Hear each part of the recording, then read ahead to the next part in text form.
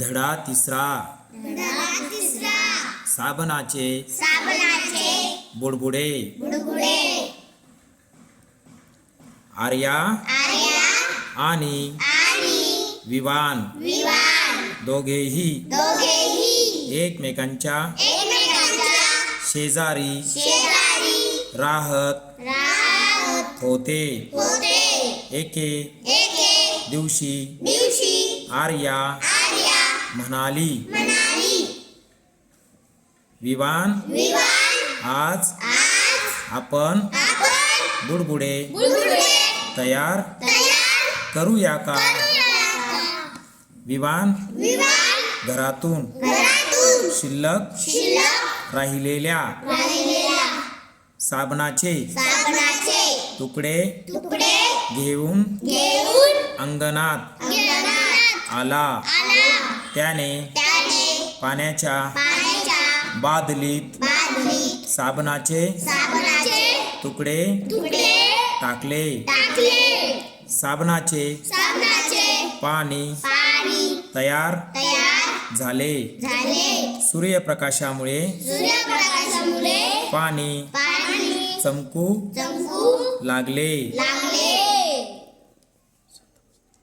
विवानने हलकी फुंकर मारून बुडबुडे हवेत उडवले. हवेत रंगीबेरंगी बुडबुडे तरंगू लागले. आर्या आनंदाने उड्या मारत म्हणाली, अरेच्चा, हे तर इंद्रधनुष्याच्या रंगांचे बुडबुडे आहेत. तिने एक बुडबुडा बोटाने हलकेच फोडला. हे पाहून दोघेही खूप हसले. विवान म्हणाला, बघ, हा मोठा बुडबुडा मी तयार केला. आर्याने तो पकडायला हात पुढे केला, पण तो हवेत उडून गेला. ती म्हणाली, अरे वाह, हा तर माझ्याशीच खेळतो आहे. दोघांनी मिळून 100हून जास्त बुडबुडे तयार केले.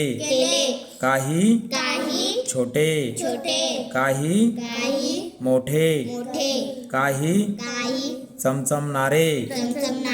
कधी बुडबुडा आर्याच्या नाकावर बसायचा, तर कधी विवांच्या केसांवर फुटायचा.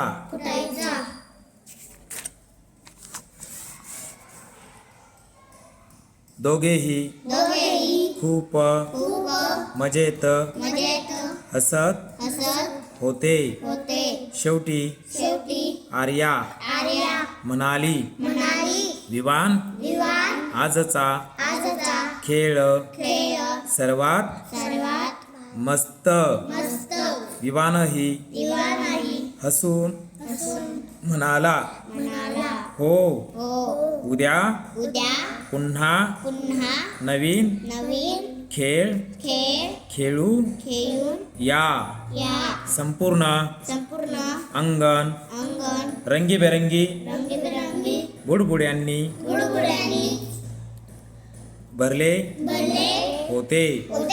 दोघांच्या चेहऱ्यावर फक्त आनंद होता.